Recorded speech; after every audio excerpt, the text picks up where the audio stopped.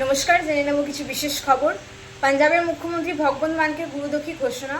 শিখ ধর্মের সর্বোচ্চ ধর্মীয় প্রতিষ্ঠান অকাল তখ্ত পাঞ্জাবের মুখ্যমন্ত্রী ভগবন্ত মানকে গুরুদক্ষী ও খালসা পন্থ বিরোধী বলে ঘোষণা করেছে।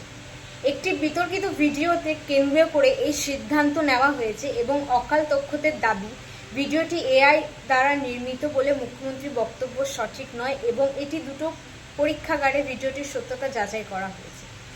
চলে যাচ্ছে পরবর্তী খবরে। ভগবন্ত মানকে বয়কটের ঘোষণা। অকাল তখ্তের সিদ্ধান্তের পর কেন্দ্রীয় সরকারের শিখ মন্ত্রীরা পাঞ্জাবের মুখ্যমন্ত্রী ভগবন্ত মানকে বয়কট করার সিদ্ধান্ত নিয়েছেন এবং পাঞ্জাবে বিজেপি সভাপতি কেবল সিং ধিলন জানিয়েছেন ভগবন্ত মানকে প্রকাশ্যে ক্ষমা না চাওয়া পর্যন্ত কেন্দ্রীয় সরকারের শিখ মন্ত্রীরা তার সঙ্গে সাক্ষাৎ করবেন না। চলে যাচ্ছে পরবর্তী খবরের দিকে। তৃণমূল কংগ্রেস নেতা কুণাল ঘোষের ওপরে ডিম নিক্ষেপের ঘটনাকে কেন্দ্র করে পশ্চিমবঙ্গের রাজনীতিতে উত্তেজনা ছড়িয়েছে।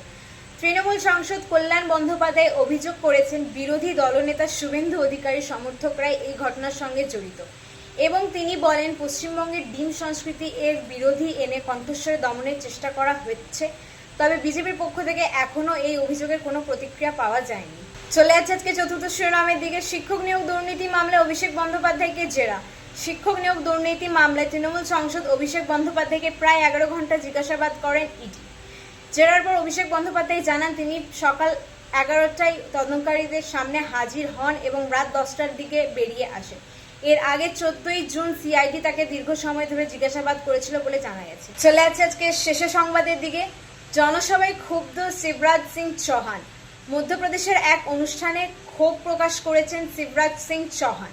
অনুষ্ঠান চলাকালীন বারবার সাধারণ মানুষকে দাঁড়াতে বলা হয় এবং তিনি তা আপত্তি জানিয়ে বলেন জনগণ বোকা নয় এবং তাদের দাঁড় করাবেন না। তিনি আরও বলেন জনগণের সর্বোচ্চ গুরুত্বপূর্ণ এবং তাদের সম্মান করা প্রত্যেক জনপ্রতিনিধির কর্তব্য। ধন্যবাদ, ভালো থাকবেন, সুস্থ থাকবেন। Stay tuned with Swan news.